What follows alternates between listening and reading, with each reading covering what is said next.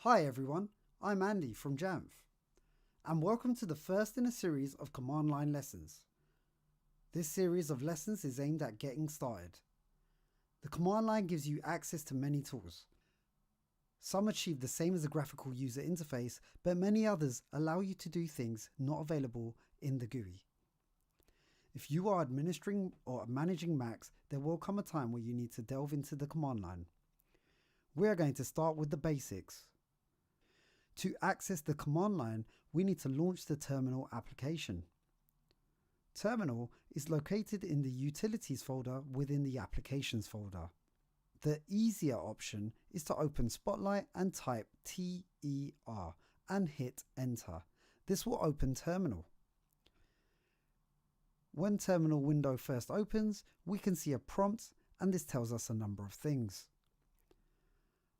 Firstly, the computer name, or the host name, in my case, Isaac01. Secondly, the path.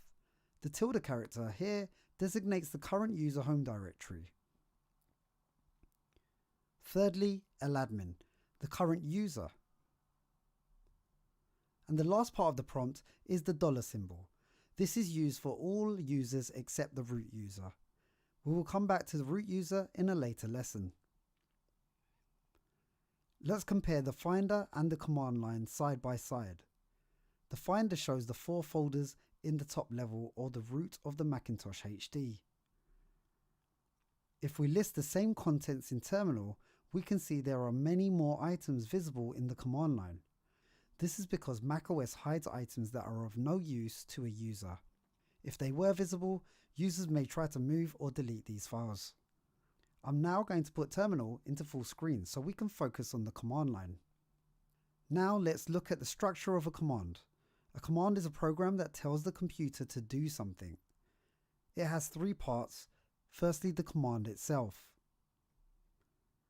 Second, we have options for the command. An option can change the way a command is performed. And an option will be preceded by a hyphen, and for most commands, more than one option can be strung together. If I add ls space -l, this will give me a long listing which expands the information returned.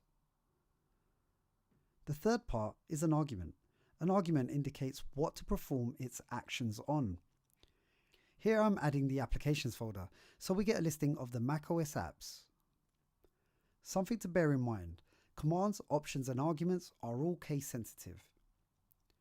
Upper and lowercase characters can have very different meanings. Next, let's look at how we can get some help in the command line. Help comes in the form of manual pages. To access manual pages, we type man followed by the name of the command we want to look up. I'm going to use the same command, ls. You can see that ls is the list directory contents command followed by the description. I can scroll down using the arrow keys 1 line at a time so I can see more information. If I want to move a page at a time, I could use the spacebar. If I have a trackpad, then I could use 2-finger scroll to go up and down the man page. This is a long man page.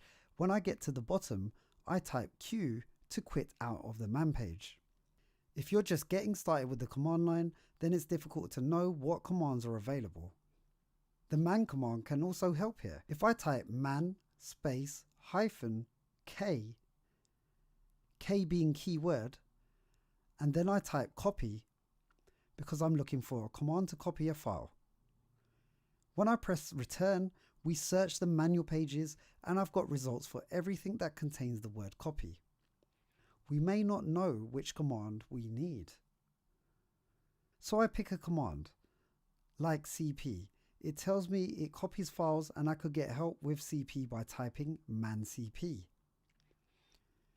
And now we get the manual page for cp. Reading this man page, if it's not what we want, I can hit the letter Q and try another command. You might want to explore other commands. You can get a list of commands by pressing escape 4 times. If you want to display all 1372 possibilities, type Y. Pick a command, You can use the queue to quit the listing and then use the man pages to find out what the command does. In this lesson, we found out how to launch the terminal, we compared the terminal to the finder, we looked at the structure of a command using ls as an example, and how to get help for commands using the man pages.